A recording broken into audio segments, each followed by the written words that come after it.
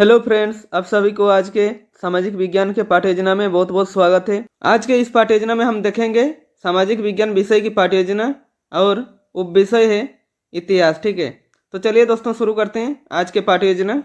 सबसे ऊपर आप देख सकते हैं पाठ्य योजना संख्या 2 लिखी हुई है।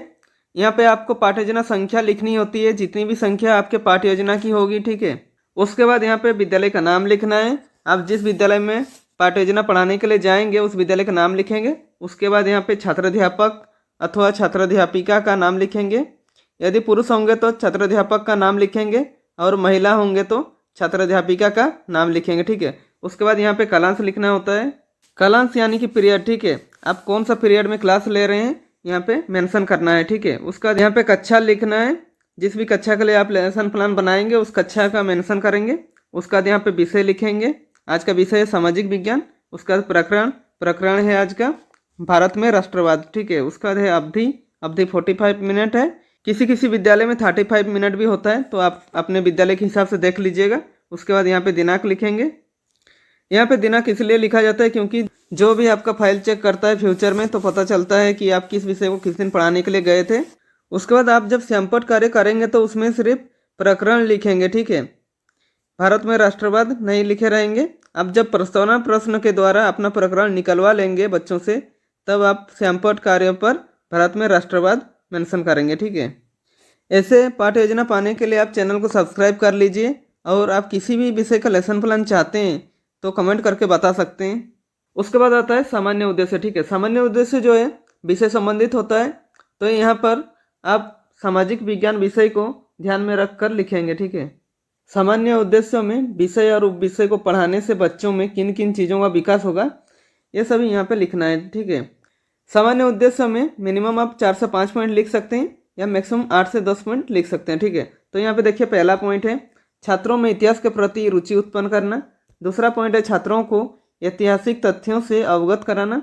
तीसरा पॉइंट है छात्रों में इतिहास के प्रति सकारात्मक दृष्टिकोण का विकास करना।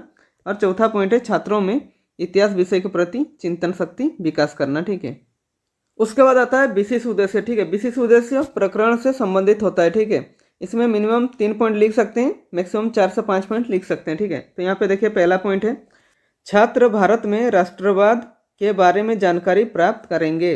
दूसरा पॉइंट है छात्र भारत में राष्ट्रवाद को परिभाषित कर सकेंगे।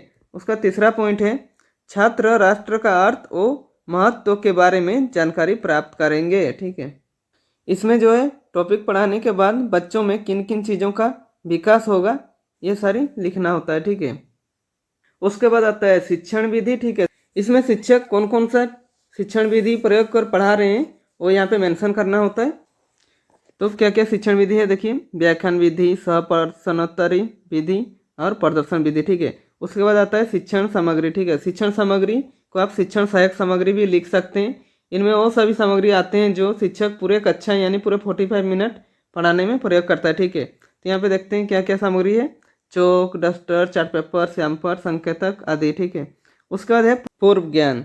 पूर्व ज्ञान में देखिए क्या लिखेंगे, छात्र देश प्रेम और भारत के राष्ट्रवाद के बारे में सामान्य जानकारी रखते हैं।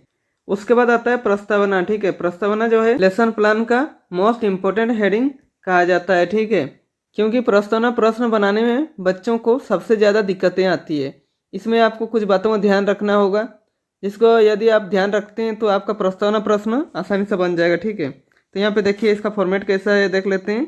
इसका फॉर्मेट जो है 3 कॉलम से बनता है। ठीक है, तो देखिए पहला है क्रम संख्या, दूसरा कॉलम में छात्राध्यापक क्रियाकलाप या छात्राध्यापिका क्रियाकलाप लिखेंगे।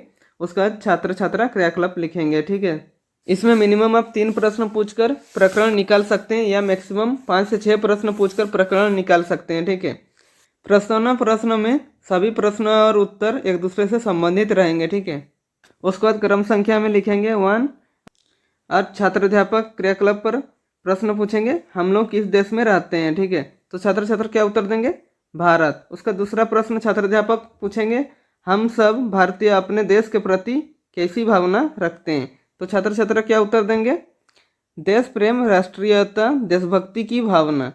उसके बाद तीसरा नंबर में छात्राध्यापक प्रश्न पूछेंगे राष्ट्रीयता की भावना रखने वाले व्यक्ति को हम लोग क्या कहते हैं। तो छात्र छात्र क्या उत्तर देंगे, राष्ट्रवादी देशभक्त। ठीक है, उसका चौथा नंबर में छात्र अध्यापक पूछेंगे भारत में राष्ट्रवाद का उदय कब हुआ। तो यहाँ पे छात्र छात्रा उत्तर नहीं दे पाएंगे और मौन रहेंगे।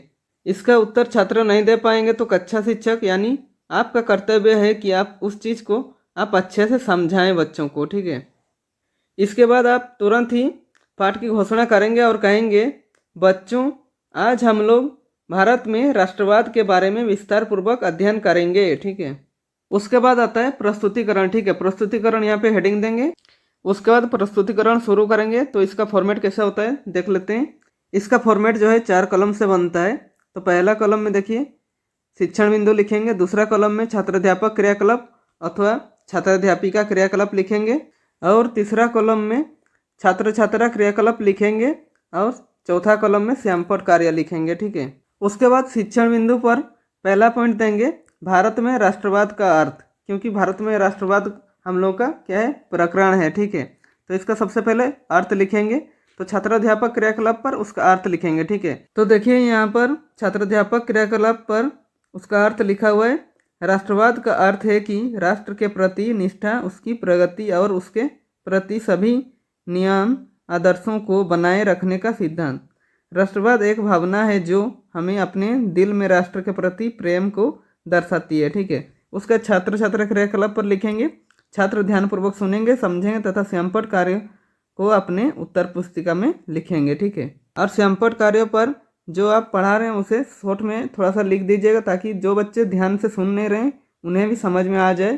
तो यहाँ पे देखिए लिखा हुआ है राष्ट्रवाद के प्रति निष्ठा, उसकी प्रगति और उसके प्रति सभी नियम आदर्शों को बनाए रखने का सिद्धांत।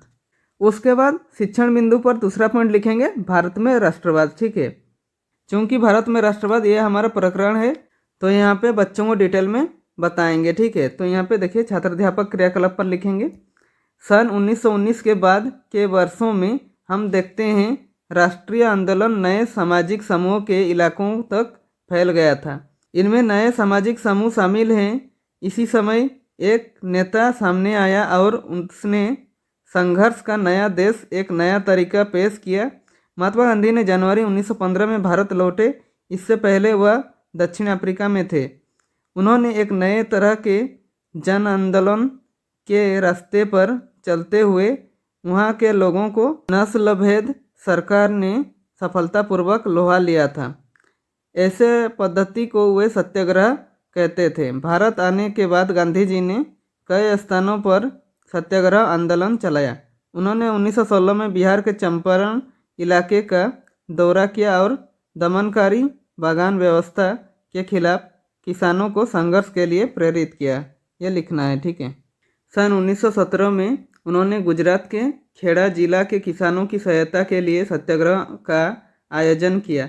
इसी समय में भारत में राष्ट्रवाद का उदय हुआ। उसके बाद आता है श्यामपट कार्य। इसमें बच्चों को पढ़ाते समय श्यामपट कार्य भी करते रहेंगे और हेडिंग दे देंगे भारत में राष्ट्रवाद, और पहला पॉइंट देंगे देश के प्रति प्रेम की भावना को राष्ट्रवाद कहते हैं। दूसरा पॉइंट है महात्मा गांधी सन 1915 में दक्षिण अफ्रीका से भारत वापस लौटे थे। तीसरा पॉइंट महात्मा गांधी ने सत्याग्रह में बिहार के चंपारण गांव से चलाए। इस तरह पढ़ाते हुए श्यामपट कार्य पर शॉर्ट में लिखते रहेंगे ताकि बच्चों को अच्छे से समझ में आए। चौथा पॉइंट है 1917 में गुजरात के खेड़ा जिला के किसानों की सहायता से सत्याग्रह आंदोलन आयोजन किए। उसके बाद आता है बोधात्मक प्रश्न। आप जो पढ़ा रहे हैं बच्चों को समझ में आ रहा है कि नहीं, ये जानने के लिए बच्चों को बीच बीच में 1 या 2 प्रश्न पूछे जाना चाहिए। तो यहाँ पे देखिए पहला प्रश्न है भारत में राष्ट्रवाद का उदय कब से शुरू हुआ था। तो यहाँ पे छात्र छात्र क्या उत्तर देंगे सन 1919 ईस्वी। ठीक है, उसके बाद दूसरा प्रश्न है महात्मा गांधी दक्षिण अफ्रीका से कब लौटे थे। तो छात्र छात्र क्या उत्तर देंगे 1915 ईस्वी। ठीक है, उसके बाद तीसरा प्रश्न में महात्मा गांधी सत्याग्रह आंदोलन कब से और कहाँ से चलाए। तो छात्र छात्र क्या उत्तर देंगे 1916 ईस्वी में बिहार के चंपारण इलाके से। ठीक है, छात्र अध्यापक प्रश्न पूछेंगे तो छात्र अध्यापक क्रियाकलाप पर लिखेंगे, और जो उत्तर दे रहे हैं छात्र छात्रा वो छात्र छात्रा क्रियाकलाप पर लिखेंगे। ठीक है, उसके बाद शिक्षण बिंदु पर तीसरा पॉइंट राष्ट्रवाद के उदय के कारण। ठीक है, तो राष्ट्रवाद के उदय के क्या क्या कारण थे ये छात्र अध्यापक बताएंगे। तो छात्र अध्यापक क्रियाकलाप पर लिखेंगे, राष्ट्रवाद के उदय के पीछे अनेकों कारण थे। अंग्रेज भारतीय पर मनमानी अत्याचार करते हैं तथा उनसे कर लेते थे और सभी चीज़ों की शुल्क में बढ़ोतरी करने लगे। अतः राष्ट्रवाद के उदय के निम्नलिखित कारण हैं। पहला है राजनीतिक कारण, दूसरा है सामाजिक कारण, तीसरा है सांस्कृतिक कारण और चौथा है आर्थिक कारण। ठीक है। उसके बाद यहाँ पे छात्र छात्रा क्रियाकलाप पर लिखेंगे, छात्र ध्यानपूर्वक सुनेंगे, समझेंगे तथा श्यामपट से देखकर अपनी उत्तर पुस्तिका में लिखेंगे। ठीक है। उसके बाद श्यामपट कार्य पर जो छात्र अध्यापक क्रियाकलाप पर बताया जाता है उसी को श्यामपट कार्य पर भी लिखा जाता है। तो यहाँ पे देखिए लिखा हुआ है, यहाँ पर राष्ट्रवाद के उदय के कारण हेडिंग दे देंगे और लिखेंगे, अंग्रेज भारतीय पर मनमाने अत्याचार करते थे तथा कर वसूलते थे। उसके बाद राष्ट्रवाद के उदय के कारण थे लिखकर पहला पॉइंट देंगे राजनीतिक कारण, दूसरा पॉइंट सामाजिक कारण, तीसरा पॉइंट आर्थिक कारण और चौथा पॉइंट सांस्कृतिक कारण। ठीक है। इसी के साथ हमारे यहाँ पे प्रस्तुतिकरण कंप्लीट होता है। इसके आगे यदि आप बढ़ाना चाहते हैं तो बढ़ा सकते हैं, ये आपके ऊपर डिपेंड करता है। उसके बाद आता है मूल्यांकन। ठीक है। इसमें आप जो पढ़ा है बच्चों को कितना समझ में आया ये जांच करने के लिए 1 या 2 प्रश्न पूछा जाता है। तो यहाँ पे पहला प्रश्न है राष्ट्रवाद क्या है और दूसरा प्रश्न है कुछ समाज सुधारकों के नाम बताएं। उसके बाद आता है गृह कार्य। गृह कार्य पर ऐसे प्रश्न बनाइए कि बच्चों को घर में जाकर उस चैप्टर को अभ्यास करने का मौका मिले और आप उनको चेक भी कर सकें। इसमें आप 1 या 2 प्रश्न दे सकते हैं। यहाँ पे देखिए प्रश्न है, राष्ट्रवाद क्या है, इसके उदय के क्या कारण हैं। इसी के साथ हमारा आज का लेसन प्लान कंप्लीट होता है। यदि वीडियो पसंद आए तो लाइक कीजिए, सब्सक्राइब कीजिए और बेल आइकन को दबा दीजिए। और हो सके कैसी लगी वीडियो कमेंट बॉक्स में कमेंट करके भी बता सकते हैं।